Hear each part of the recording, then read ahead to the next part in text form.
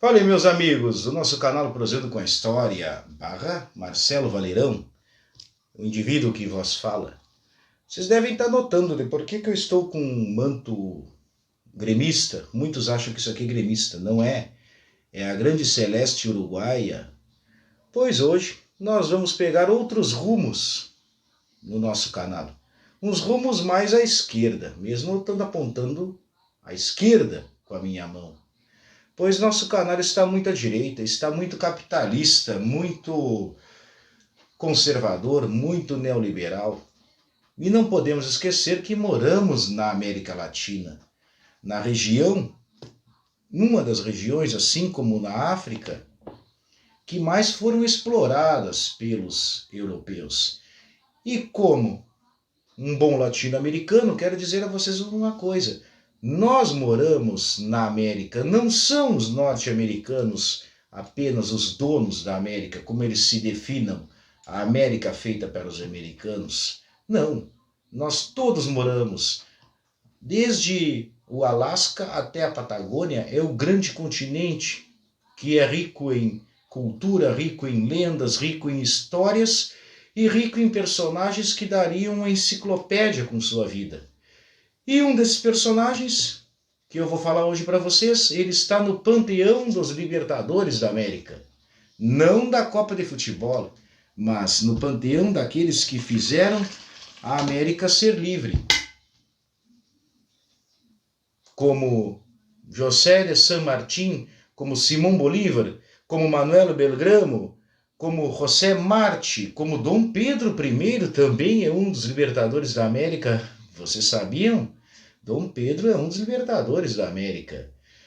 E esse de que eu falo a vocês, nada mais é do que José Gervásio Artigas, ou então José Artigas. Vejam bem, o canal Prosendo com a História é um canal além de histórias do Rio Grande do Sul, são histórias platinas, histórias latino-americanas, pois somos latino-americanos, e só alguns que querem nos separar para lucrar com isso, pois nós somos um povo formado através das lutas e forjado através do sangue de nossos ancestrais. Podem ser eles indígenas, negros, brasileiros, equatorianos, bolivianos, paraguaios ou uruguaios, todos nós fomos forjados numa luta para conquistar o lugar ao sol. E hoje o meu sangue castelhano fala bastante alto, por isso que estou paramentado como castelhano. Até mesmo porque lembramos disso. Querem nos tirar o local onde é que nós nascemos, mas nós somos americanos. Não esqueçamos disso, jamais. E José Artigas é um peso gigantesco na história da América Latina. Até mesmo porque ele foi um dos caras que eu vou dividir em dois tópicos. Porque não se pode, com um grande nome desses, apenas um tópico. Teremos a primeira parte e a segunda parte, que será o êxodo do povo oriental. Acompanhem comigo mais essa viagem na história do Rio Grande do Sul, que hoje é na história da América. Numa das histórias que não são contadas na escola.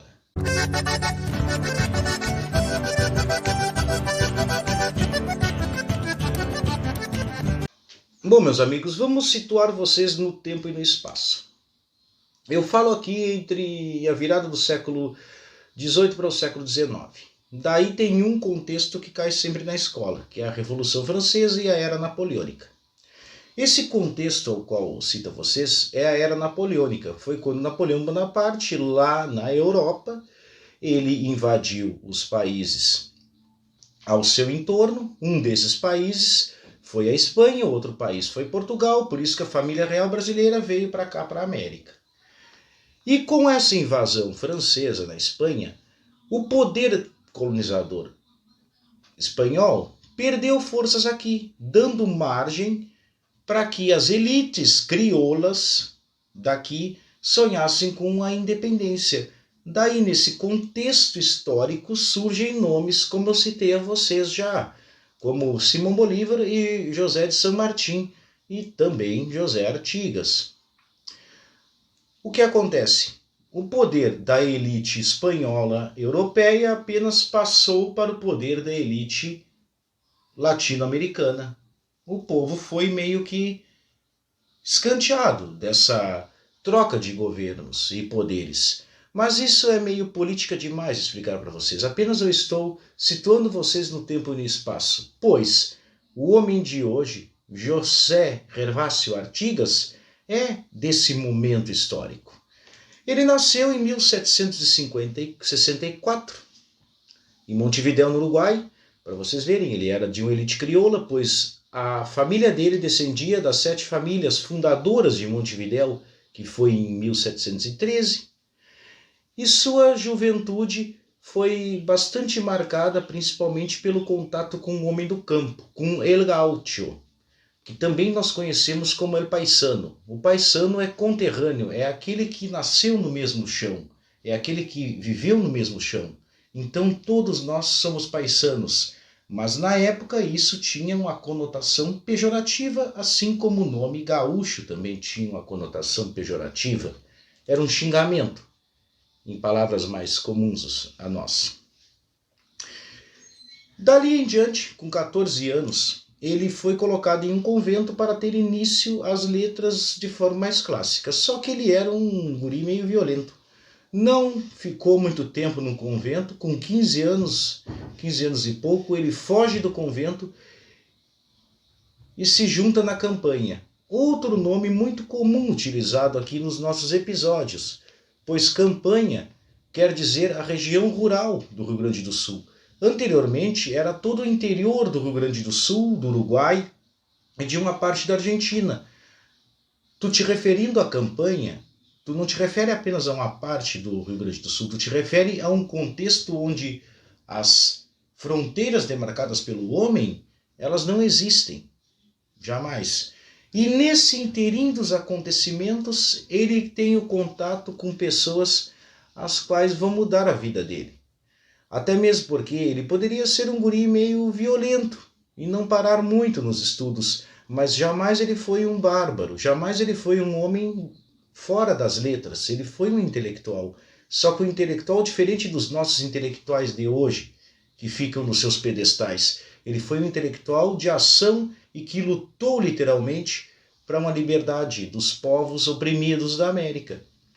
E esse contato que ele teve foram com quem? Foram com os paisanos gaúchos, foram com as chinas pobres, foram com os indígenas, com os negros que vinham fugidos das senzalas da América Portuguesa, da própria América Espanhola, todo esse grupo de pessoas as quais sempre são relegadas a segundo plano na história. E nesse sentido, fez com que ele tivesse lapsos de tentar mudar isso. Pode ser para o bem ou pode ser para o mal, mas como ele era um iluminista e lia muitos livros do Renascimento, um dos livros mais famosos que ele leu e apareceu até em uma obra cinematográfica dele é Utopia, de Thomas Moros, a utopia dos povos, o mundo perfeito que na realidade é apenas um sonho, pois ele era também considerado um Dom Quixote, um sonhador, um lutador ao qual queria uma América livre.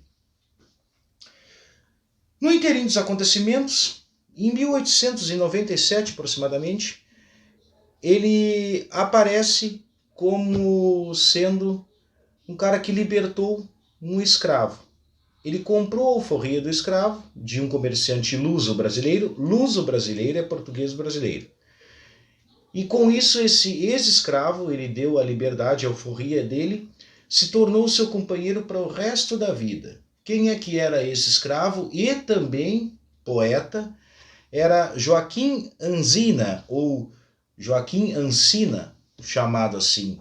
La Lanza Negra, ou Negro Ancina, ele tem várias definições como sendo um dos fiéis escudeiros de José Artigas e que viveu e morreu juntamente com Artigas quando foi para o exílio este.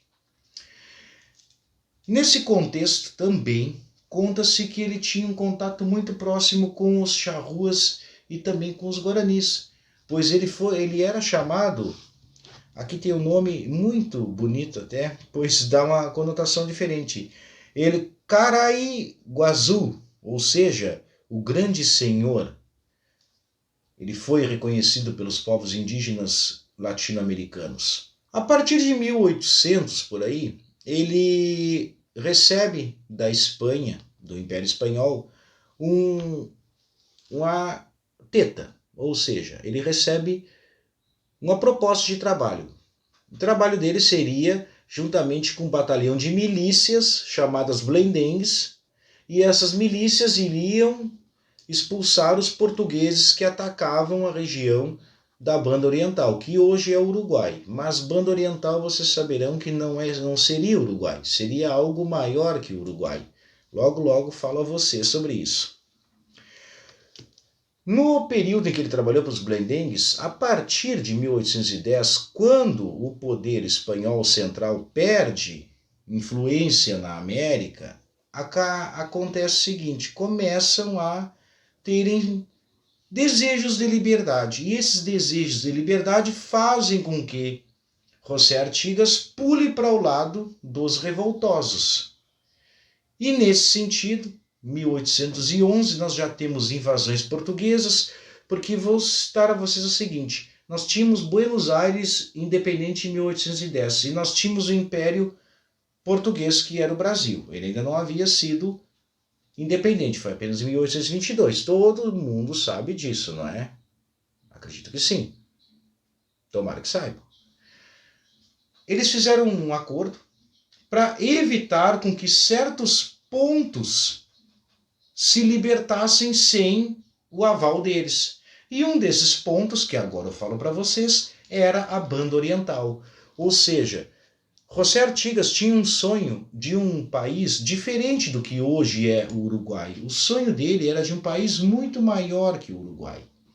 Esse país iria pegar 3/4 do território atual do Uruguai, 1/4 do território do Rio Grande do Sul, que seriam as missões que tinham recém sido conquistadas para o Império Português, e 1/5 da região norte da Argentina, que é hoje o território de Entre Rios e Misiones. Vocês vão ver logo depois, vai ter uns mapinhas ali para localizar vocês. O que aconteceu? Ele não aceitou aquele acordo entre eles e ele fugiu, ou melhor, ele passou para o lado dos revolucionários e com isso, ele, como já tinha grande influência na campanha, várias pessoas acompanharam ele para onde ele tinha sido destacado pelo Império Espanhol. Só que esse destacamento que ele foi mandado, ele já foi como uma pessoa que não era comum. Era uma pessoa líder, um caudilho que teria um poder extravasadoramente, gigantescamente maior do que qualquer outro tipo de pessoa. E é um estilo de política exclusivo da América Latina. O caudilismo, ele abrangia grandes proporções de áreas, tendo uma pessoa como centralizador do poder. E nesse sentido, nem centralizador José Artigas era. Apenas pela fama dele, ele passou a carregar aquela responsabilidade de ser um grande caudilho. Tu tens o coronelismo, que é diferente, que é de uma região só. O caudilismo, ele ultrapassa as fronteiras de várias regiões.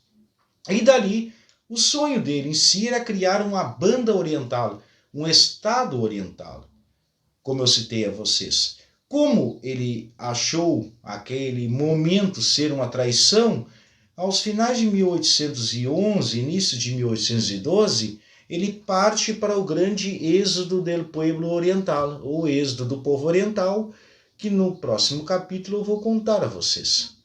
Onde ele levou mais de 16 mil pessoas da parte oriental do Rio Uruguai para a parte ocidental do Rio Uruguai, onde hoje fica a região de Córdoba, na Argentina, aproximadamente. Dali ele fixou residência e tentou tomar novamente o Uruguai, Montevidéu. Só que nós temos nesse ponto as guerras da Banda Oriental, onde nós já falamos aqui no nosso canal que Bento Gonçalves participou ao lado do seu pai, juntamente com Dom Diogo de Souza, que era o representante da coroa portuguesa. Dom Diogo de Souza invade o Uruguai e evita que José Artigas domine Montevidéu. De 1812 até 1816, ele faz algumas tentativas de dominar novamente o Uruguai e transformar o Uruguai em si e parte do Rio Grande do Sul, juntamente com parte da Argentina, na banda oriental. Dali, a partir de 1817, ele sofre várias e várias derrotas até 1820. Em 1820, ele acaba sendo exilado. Ele tem uma derrota muito grande no território de Entre Rios, já bem no norte da Argentina, e de lá ele fica exilado no Paraguai. O ditador paraguaio era Rodrigues de Francia. Ele é considerado o pai da pátria paraguaia. Deu exílio a José Artigas a partir de 1820. Artigas se retira completamente do cenário histórico da formação do Uruguai, das guerras no Rio Grande do Sul, das guerras que teríamos posteriormente contra a Argentina.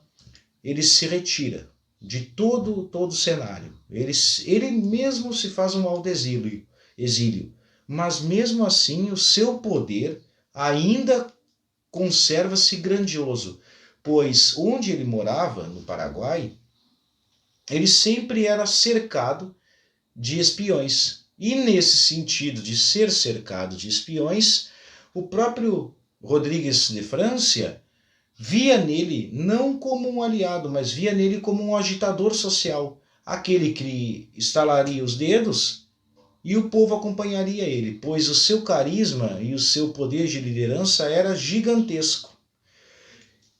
Ele morreu aos 87 anos em 1850. Dentro do seu contexto como pessoa, tu notas-se o seguinte, que José Artigas, ele era um cara iluminista, ele era um cara que tu mistura aspectos da independência norte-americana, dos Estados Unidos da América do Norte, com aspectos da Revolução Francesa, tudo em um homem só. Porque ele tinha uma ideia de 1000 anos-luz do que hoje nós temos aqui na América Latina. A ideia dele era extravagante, era uma ideia social, era uma ideia de democracia mesmo, pura e plena. Mas não foi aceita por as elites, aquelas mesmas elites que eu falo em sala de aula e agora falo aqui no canal. Aquelas elites que preferem o que é de fora do que é nosso. Aquelas que dizem que somos nacionalistas, mas se contentam o quê? Com coisas estrangeiras contra a nós. Preferem culturas estrangeiras, preferem todo tipo de coisa de fora e o que é daqui não tem o seu devido valor. Por isso que hoje está sendo um canal muito, muito à esquerda, mas não siga a esquerda, ou melhor, siga a esquerda. Pessoal, agradeço a vocês por mais esse episódio. Desculpe algum atropelo meu e algum erro, mas aguardem para uma próxima aventura de Dom Quixote da América Latina, José Gervásio Artigas. Um beijo no coração de todos e fiquem com a luz.